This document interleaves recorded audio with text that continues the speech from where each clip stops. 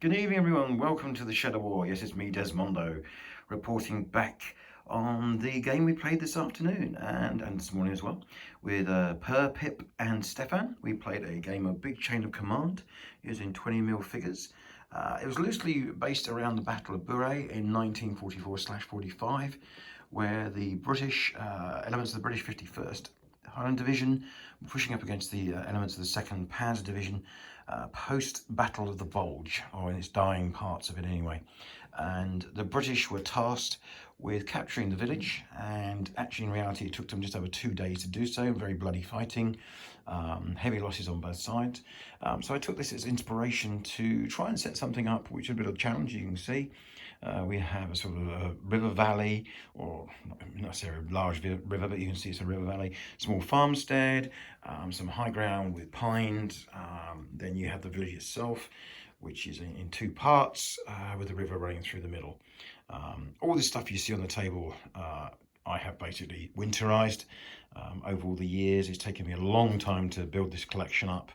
Gotta be honest, it's probably my favorite bit of terrain I've ever made, and of course it's all individually based, so it can be mixed and matched to create all sorts of different stuff if you want.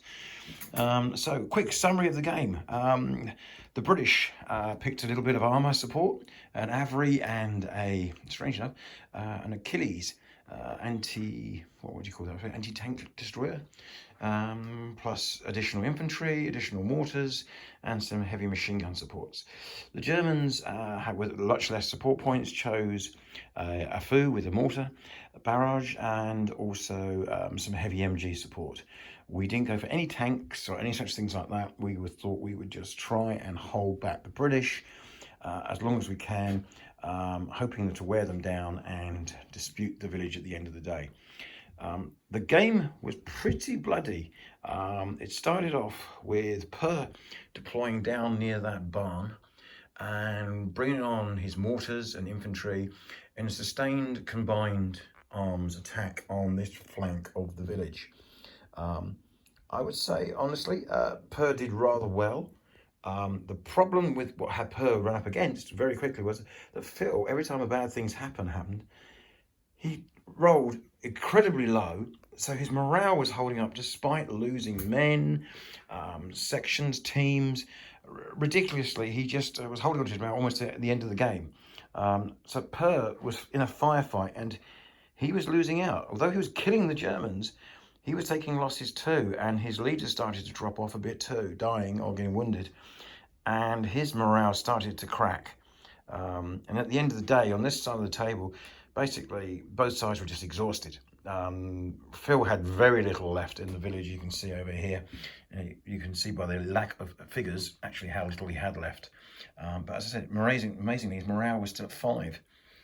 Per, on the other hand, had gone through 4 sections trying to get round this flank and basically just run out of steam. His morale eventually cracked and he decided to pull back, and that would be the end of that day's fighting. Now on this side, Stefan very wisely brought out some armour support. That one there is actually going to be an Avery. I don't have one, of course, now I'm going to have to buy one. And he pushed 2 infantry sections up the road cautiously using tactical movement, smoke, etc, etc. I deployed an infantry Zug down here in the woods. I managed to move it up and get it into place, and it actually was on the edge of the wood. And a firefight broke out between this Zug, the British pulling up the road, and also in these 2 buildings here there was another German Zug with 2 MG34s. Like I say, you can see that the building on the right is on fire. Actually, there's a bloody great big hole in the top floor where an Avery fired into it, and next to it, that building there is totally collapsed. Luckily, I got most of the men out before that even happened. But basically, this part of the German defence line is up in flames and destroyed. Another Avery shell burst and smashed into this wrecked building. It was already, as I said, wrecked, but it's basically taken out the Panzerschreck team that was trying to get out as well. So the German front line was basically a mess.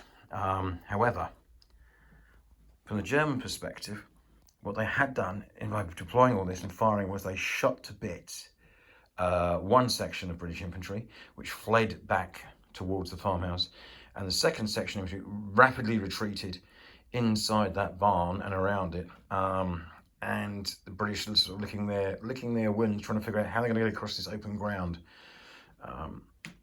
The Avery and the anti-tank destroyer really didn't do an enormous amount other than taking out those buildings. The dice obviously being used for other stuff, so you can't do everything, as you know, when you play Chain of Command. So in summary, the British tried to push on both sides. Clearly that didn't work, but I've got to say, I think Bure was very close to getting through. He just couldn't break the German morale. If he'd done that, he would have poured into this side of the village and probably taken it. Would have effectively won the game. I would have had to deploy my remaining Zug out onto the bridge to try and hold him, and Lord knows where that would have ended up. But yeah, a storming game. We played the game using the Far East Handbook rules about jungle and how you can see things really clearly sometimes and can't see them at all other times. Now, the reason we used that was this battle was fought in a semi-blizzard. So to try and replicate that, every time you fired, you roll a dice to see whether you could see it clearly or less clearly. And that definitely came into play. Many times the British could have had overwhelming fire, and they rolled badly, so that the target became semi-obscured or completely obscured. And that was a lovely little twist. I really enjoyed that. And I think thoroughly, as a test game of a potential scenario, I think it was great.